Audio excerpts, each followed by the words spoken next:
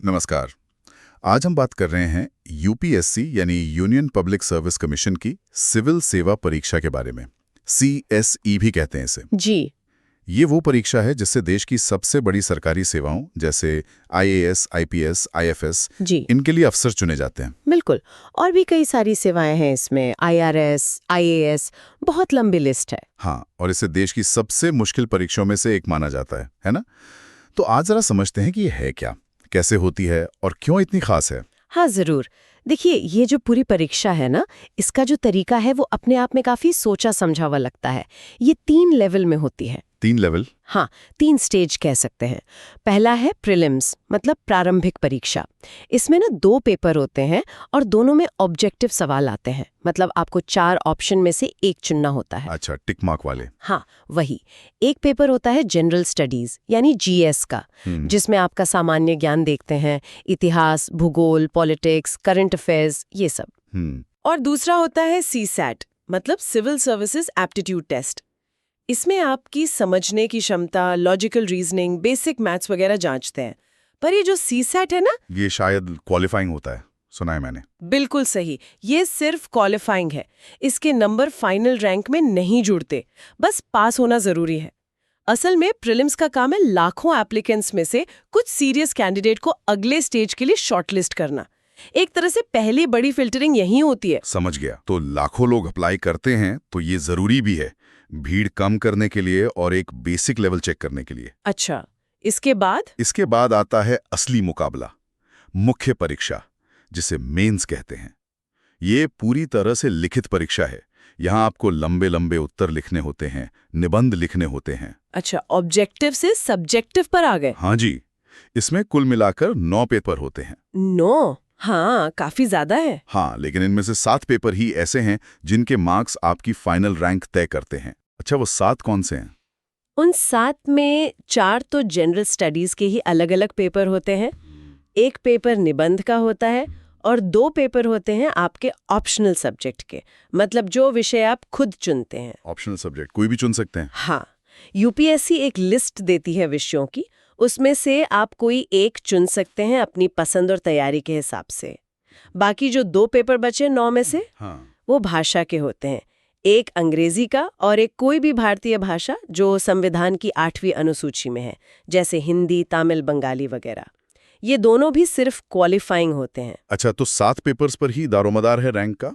ये जो ऑब्जेक्टिव से सब्जेक्टिव का शिफ्ट है, ये क्या दिखाता है? ये दिखाता है कि अब सिर्फ जानकारी नहीं, बल्कि आपकी विश्लेषण करने की क्षमता, आपकी सोच की गहराई और आप अपने विचारों को कितने अच्छे से लिख कर समझा सकते हैं, ये सब परखा जा रहा है। बात तो सही है। और फिर तीसरा स्टेज, वो इंटरव्यू वाला? हाँ, तीसरा और आखिरी पड़ाव है पर्सनालिटी टेस्ट, जिसे लोग इंटरव्यू कहते हैं। जो लोग मेंस क्लियर कर लेते हैं, उन्हें फिर यूपीएससी बोर्ड के सामने इंटरव्यू के लिए दिल्ली बुलाया जाता है। यहाँ क्या होता है? सिर्फ सवाल जवाब? सवाल जवाब तो होते ही हैं, पर ये सिर्फ नॉलेज का टेस्ट नहीं है। यहाँ देखते हैं कि आपका आत्मविश्वास कैसा है, आप बात कैसे करते हैं, दबाव में कैसे रिएक्ट करते हैं, सामाजिक मुद्दों पर आपकी राय क्या है, आपकी सोच कितनी संतुलित है। मतलब ओवरऑल आपकी पर्सनालिटी और आप सिविल सेवा के लिए कितने फिट हैं, ये जांचा जाता है। अच्छा, तो ये पूरा प्रोसेस प्रीलिम्स से लेकर फाइनल रिजल्ट तक कितना टाइम ले लेता है? ये पूरा चक्कर करीब करीब 1 साल का होता है। मतलब नोटिफिकेशन आने से लेकर फाइनल लिस्ट आने तक 1 साल तो मान के चलिए। 1 साल? सच में? ये तो एक मैराथन दौड़ है। धैर्य और मेहनत दोनों चाहिए। और आपने शुरू में कहा था कंपटीशन बहुत ज्यादा है।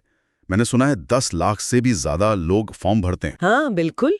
10-12 लाख लोग अप्लाई करते हैं हर साल और फाइनल सिलेक्शन 1000 से भी कम का होता है, कभी कभी तो 800-900 के आसपास। बाप रे, 10 लाख में से 1000 से भी कम, ये आंकड़े ही डराने वाले हैं। ये दिखाते हैं कि सफल होने के लिए कितनी जबरदस्त तैयारी और कितना पक्का इरादा चाहिए होता है।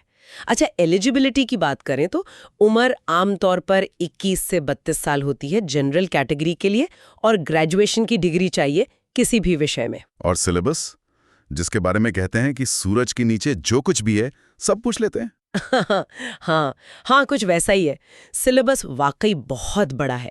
इतिहास, भूगोल, राजनीति, अर्थव्यवस्था, साइंस टेक, पर्यावरण, एथिक्स यानी नैतिकता, इंटरनेशनल रिलेशंस, शायद ही कोई फील्ड बचता हो। इतना सब कुछ क्यों? मतलब क्या जरूरत है एक अफसर को इतना सब जानने की? देखिए, ज़रूरत है क्योंकि एक सिविल सर्वेंट को ज़मीनी स्तर पर काम करना होता है, लोगों की समस्याएं समझनी होती हैं, नीतियां बनानी होती हैं, लागू करनी होती हैं। उसे देश दुनिया में क्या चल रहा है उसकी समझ होनी चाहिए, चाहे वो गांव का कोई छोटा मुद्दा हो या कोई अंतर्राष्ट्रीय समझौता। उसे हर चीज़ से वाकिफ रहना पड़ता है। तो ये जो बड़ा सिलेबस है ना, ये उसी मल्टी डिमेंशनल रोल की तैयारी करवाता है। ये बात तो है। अच्छा, तैयारी के लिए लोग एनसीईआरटी किताबें पढ़ते हैं, अखबार पढ़ते हैं, ये तो कॉमन है। कुछ खास टिप्स? देखिए, बेसिक्स तो वही है। एनसीईआरटी की किताबें फाउंडेशन है, वो पढ़नी ही चाहिए। और रोज कम से कम एक अच्छा नेशनल न्यूज़पेपर जैसे द हिंदू या इंडियन एक्सप्रेस पढ़ना बहुत जरूरी है। सिर्फ पढ़ना या कुछ और भी? सिर्फ पढ़ना नहीं, उसे समझना, एनालाइज करना।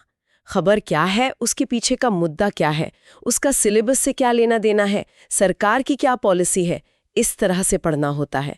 और सबसे जरूरी चीज जो अक्सर लोग नजरअंदाज कर देते हैं, वो है आंसर राइटिंग प्रैक्टिस।